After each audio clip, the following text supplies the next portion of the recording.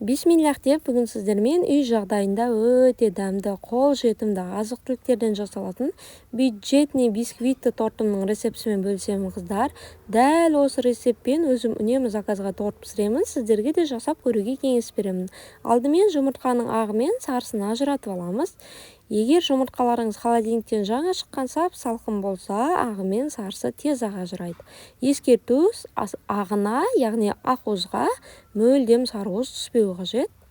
Үстінен бір кесе қантымызды салып, массасынан 2-3 есе ұлғайғанша миксерлейміз.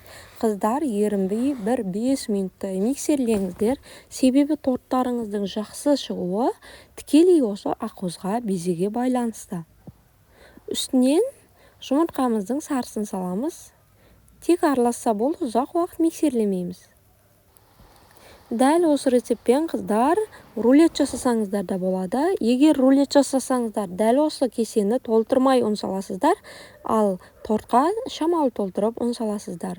Үстінен разрыхителіміздің жартысын саламыз. Біркелкі масса болғанша миксерлейміз, көп миксерлеудің қажет жоқ. Егер қыздар видео ұнаса, каналыма жазылып лайк басып пікірлеріңіз қалдыруды ұмытпаңыздар. Алдағы уақытта сіздермен бұдан да керемет рецепттермен бөлісемін деген ойдамын. Дәл осындай пергамент қағазы төселген табамызға газдың тапасына бір тегіс етіп жайып шығамыз. Описаниеге толық рецептісін қалдырамын қыздар. Алдын ала қыздырылған пеште осылай қызартып пісіріп аламыз. Сразу осындай мата төселген неге аударамыз? Сүлгіге аударып, қағаздан босатып аламыз. Абайлап осылай жаймен шығарып алыңыздар қағаздарыңызды.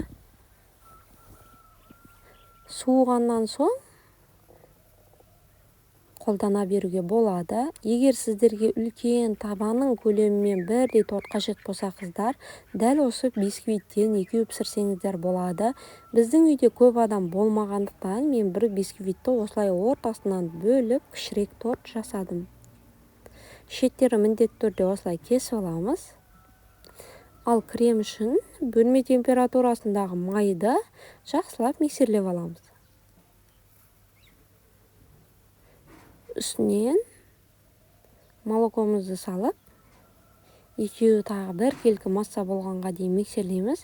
Қыздар, майды да, молоконы да көз мөлшерімен қосуға болады, өзіңізге ұнаған дәмге қарай. Дәл осылай біркелкі масса болғанға дейін миксерлеп алып, суып тұрған бисквитімізге жақып шығамыз. Міндетті түрде бисквитті толық суытып алыңыздар. Дәл осылай жағып, екінші бисквитті қоямыз.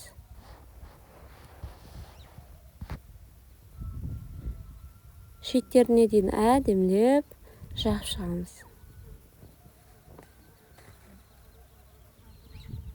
Бұл тортқа қатты крем көп жағудың қажет жоқ. Дәл осылай жақсаңыздар да крем сіңген соң дәмі өте күшті болады.